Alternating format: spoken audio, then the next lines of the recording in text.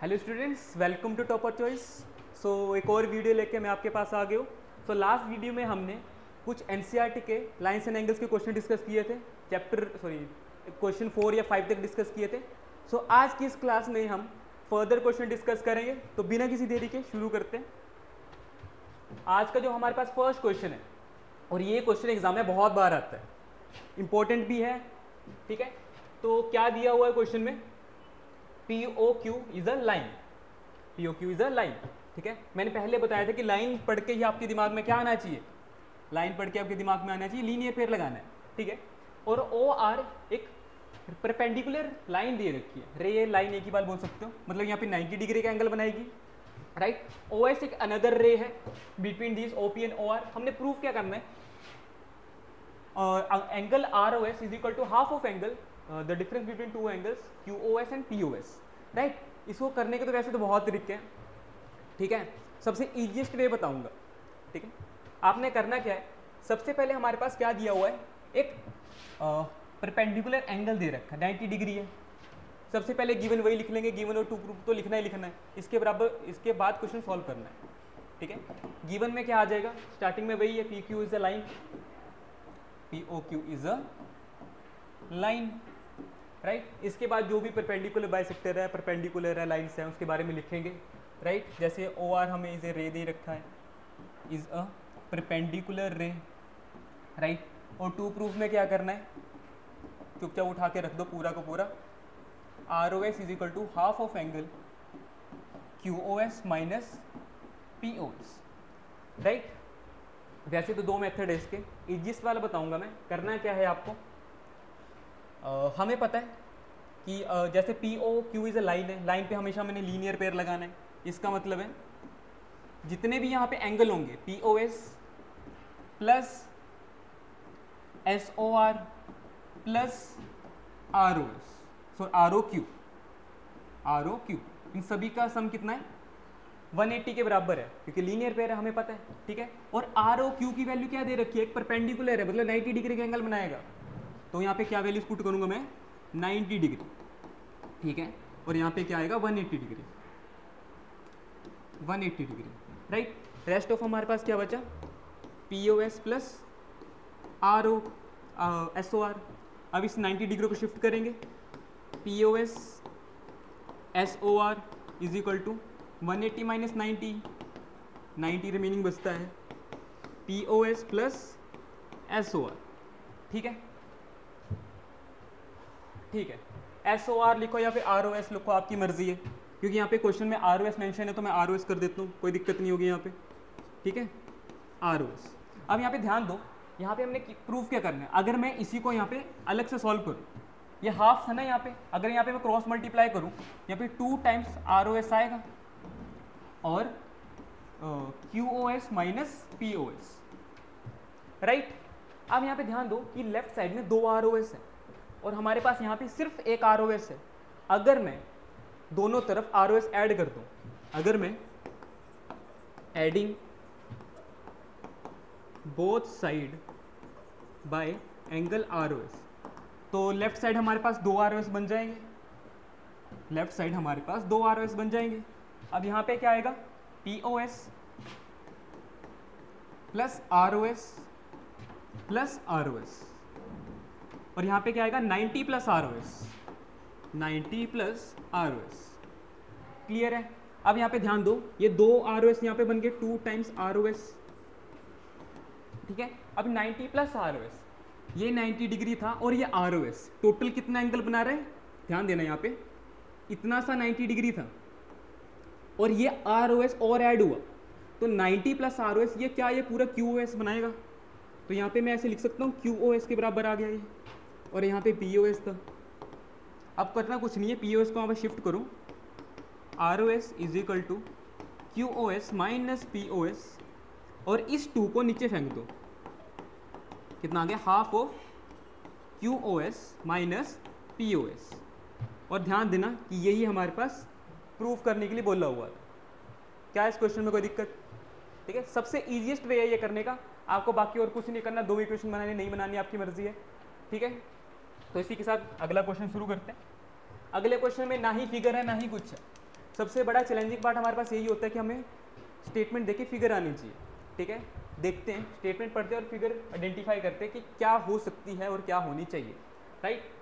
तो क्या है, हमारे पास एक एंगल दे रखा है एक्स वाई जेड। अब हम ध्यान देना कि कोई एंगल कैसे बनता है। यहाँ पे एक्स वाई जेड दे रखा है, ठीक है। मान लो कोई एंगल है, एक्यूट एंगल है ना, सॉरी, तो ऐसे बनाते हैं। तो हमेशा मिडिल में वाई जो यहाँ पे होता है मिडिल में, वही यहाँ पे एंगल आता है। तो या फिर एक्स यहाँ पे आ सकता है, जेड यहाँ पे आ सकता है, या फिर जेड यहाँ पे आ सकता है और एक्स यहाँ पे आ सकता है। अब इन दोनों में से कौन सी फिगर होने वाली वो यहाँ पे ध्यान देते हैं, ठीक है। इसके बाद क्या बोले कि एक्स वाई को ऐसे बढ़ाया गया है, प्रोड्यूस किया गया है कि वो पी पॉइंट में मिला हुआ है। तो एक्स वाई को या फिर ऐसे बढ़ा सकते हैं या फिर एक्स वाई को इस तरह से बढ़ा सकते हैं।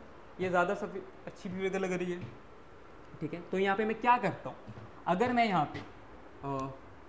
यहाँ पे एक्स वाई ऐसे लेता हूँ, ये आगे एक्स, ये आगे वाई और ये आगे जेड, जेड को थोड़ा ऊपर, और एक्स वाई को आगे बढ़ाया गया है, किस पॉइंट तक लेके गया, पी पॉइंट तक लेके गया।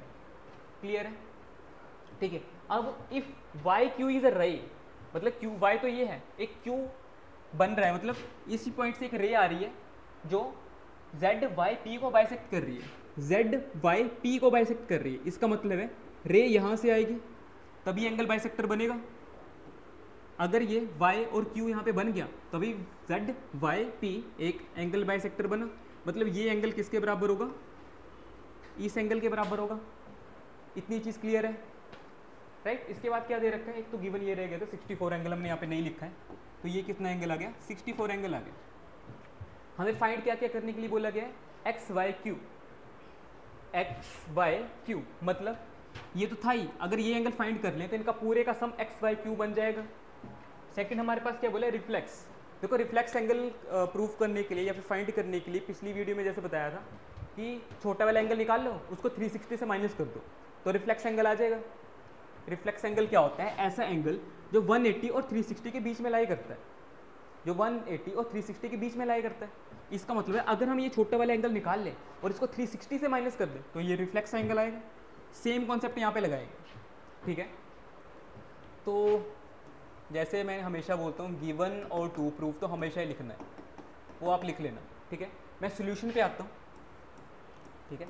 अब यहाँ पे ध्यान दो, यहाँ पे क्या बोला हुआ है, X Y produce to P, मतलब एक तरह की एक ये लाइन बना रही है, एक्स वाई पी एक तरह की एक लाइन बना रहा है। लाइन पे मैंने हमेशा बोला क्या लगाना, हमने लीनियर पेयर लगाना है, ठीक है। सो यहाँ पे लीनियर पेयर लगाया जाता है, पी वाई क्यू। अच्छा गिवन में आप ये भी लिख सकते हो ना कि ये एंगल बाइसेक्टर है, मीन्स जेड वाई क्यू बराबर आ जाएगा क्यू वाई पी के, क्योंकि ये एंगल बाइसेक्टर है। अब सॉल्यूशन शुरू करते हैं, P Y Q plus Q Y Z plus Z Y X किसके बराबर आएगा, 180 के बराबर आएगा, because it is a linear pair, right. अब ये दोनों एंगल आपस में बराबर हैं तो एक एंगल को मैं दूसरे एंगल से रिप्लेस कर सकता हूँ, ऑब्वियस ही बात है, ठीक है। तो इसको मैं क्या क्यू वाई जेड लिख सकता हूँ, दोनों एंगल आपस में बराबर है ना, तो यहाँ पे, और इसकी वैल्यू हमारे पास दी हुई है, दैट इज 64, ये 180 के बराबर आएगा, राइट। अब ये 2 टाइम्स क्यू वाई जेड आएगा is equal to 180 minus 64, right. ये 2 times Q Y Z subtract करके कितना आएगा, दैट इज 671 116 आई थिंक 116, और ये क्यू वाई जेड कितना आएगा 5 and 8। अब हमारे पास ये छोटा सा एंगल कितना आ चुका है, इसको अगर मैं अलग से लिखूं तो कितना आ गया, रेड से लिखते हैं, ये कितना आ गया 58। हमसे पूछा क्या हुआ था, एक्स वाई क्यू, ये तो पहले से ही था, ये फाइंड कर लिया, तो एक्स वाई क्यू यहाँ से कितना आएगा, यहाँ से एक्स वाई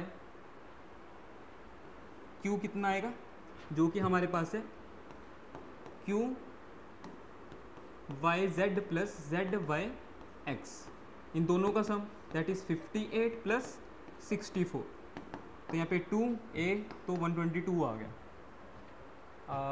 12 1 अच्छा 12 हाँ 122 डिग्री आ गया, राइट। अब इसके बाद हमसे क्या पूछा हुआ है, ये रिफ्लेक्स क्यू बाई पी निकालना है, क्यू बाई पी निकालना है। अच्छा हमें पता है ये एंगल बाइसेक्टर है, मतलब जितना एंगल ये होगा उतना ही एंगल ये होगा, ठीक है। और रिफ्लेक्स एंगल निकालने के लिए क्या करना है, कंप्लीट एंगल से वो छोटा सा पार्ट निकाल दो, कंप्लीट एंगल से छोटा सा पार्ट निकालेंगे तो क्यू बाई पी आ जाएगा, क्यू बाई पी। अब यहाँ पे रिफ्लेक्स एंगल कैसे लिखेंगे, reflex is equal to sorry reflex angle कौन सा था, Q by P is equal to 360 minus angle Q by P. So 360 minus 58 तो रिमेनिंग कितना बचता है 302। क्लियर है,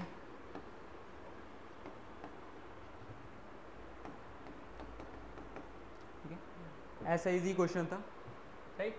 तो ये एक्सरसाइज यहीं पे ख़त्म होती है, राइट। तो नेक्स्ट वीडियो में हम क्या करेंगे, नई एक्सरसाइज डिस्कस करेंगे, राइट।